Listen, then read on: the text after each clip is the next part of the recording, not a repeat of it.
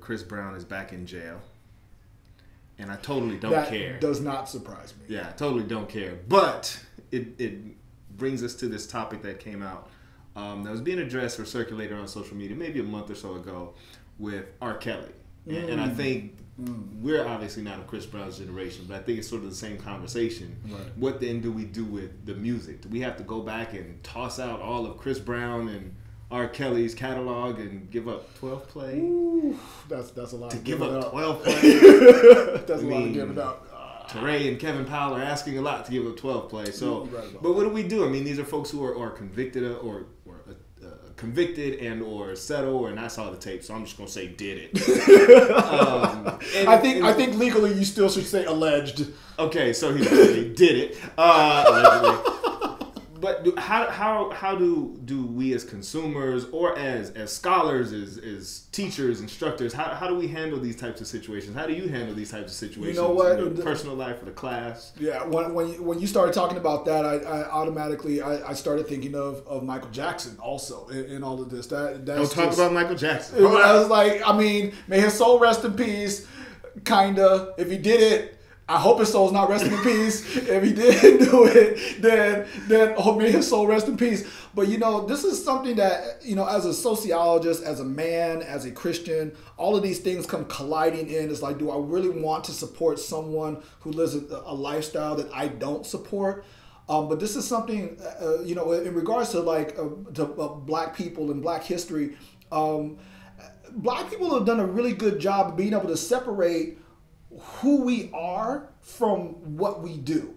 And because, it's like, because we've done all the menial jobs in the United States and, the slavery and all of these factory jobs and all of this stuff. And we've done and people wanted to define us as that. They wanted to define us as slaves. They wanted to define us as just these menial workers and things like that. But we fought against that, right? And so we have this history of being able to separate who we are from what we do. And so when I look at someone like Chris Brown, when I look at someone like Michael Jackson or R. Kelly, I really do separate in my head that, okay, that's his personal life, but yo, his music is slamming. I like this song. I like I'm sorry, especially Michael Jackson. I was like, I'm sorry, I cannot. I will not. I will take my stand right now. I will not delete any of that.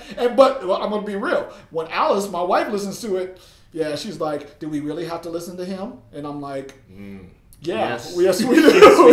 Yes, we do, because the man is brilliant. Yes, he was, all of that child molestation stuff, allegedly. But yeah, it's like I separated it out. For me, I kind of think about when I first started graduate school, we were reading Louis Althusser, right? The repressive state apparatus and the ideological state apparatus. I have no idea what the hell he's talking about right now. These things. I don't know. You do. But he killed his wife. And his scholar, renowned theoretician, killed his wife. Wow. And while we're supposed to be discussing, the political context of the state apparatus, the discussion kept centering, well, do we give him the credit? Do we study him? Do we buy the works? Yeah. And for me, at least in my research, it's so valuable. The knowledge is so appropriate. How can I just throw it away because he did this? Yeah. Yet it seems to be, and of course we're black men, so everything they say, it's always race with us. But it does. It seems to come out in entertainment, especially that the value of the person gets put into whatever the art, the work that they create. Right. Whereas we see in other groups or other systems or other forms of entertainment or business, those things get completely separated, right? So, I guess when I think about being able to separate things out, I also think about, is what you do contradict what you're saying, right? With your art or something like that. It's like, look, scholars, I mean, not only is it the guy that you were talking about, but like Freud and all of those psychologists, they was like doing opium, they was doing all this crazy, all these hardcore drugs that if we looked at it today would be very questionable, if at the very least, very questionable, right?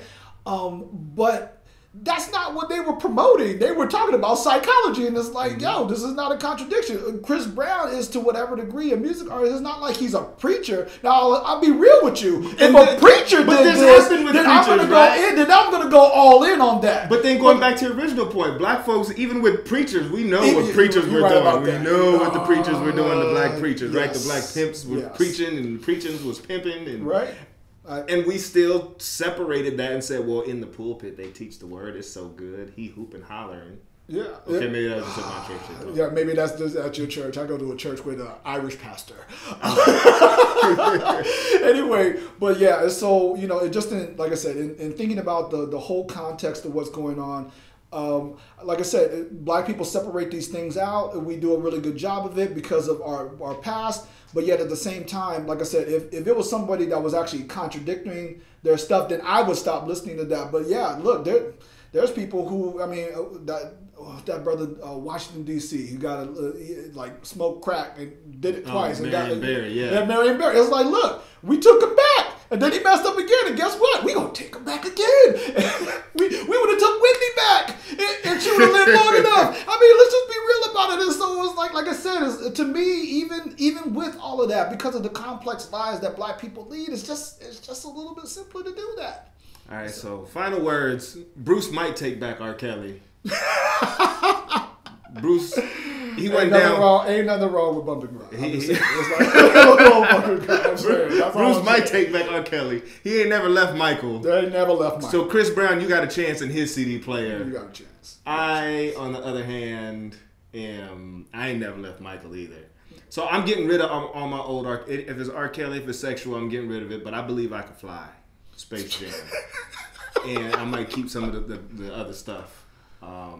So that's what we think. That's what we're talking about. Keep tuning in. Strange Fruit, Sociology. Subscribe to the YouTube channel. Keep watching. Peace.